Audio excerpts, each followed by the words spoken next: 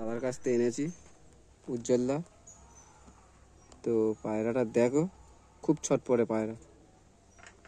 এর বাচ্চা নর্মালে গরমে 7 ঘন্টা রেজাল্ট আছে, একদম নর্মালে। পায়রাটা দেখো, যে চেনে সে বুঝতে পারবে কি জিনিস আছে, পায়রাটা কি জিনিস। রোদে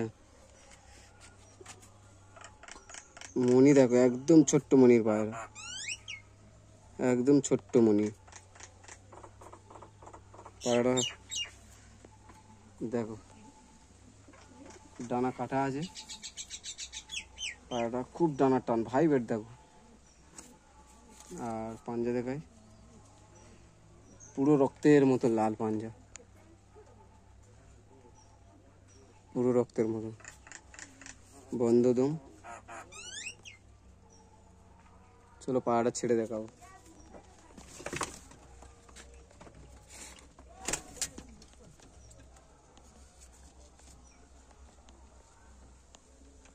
বন্ধ।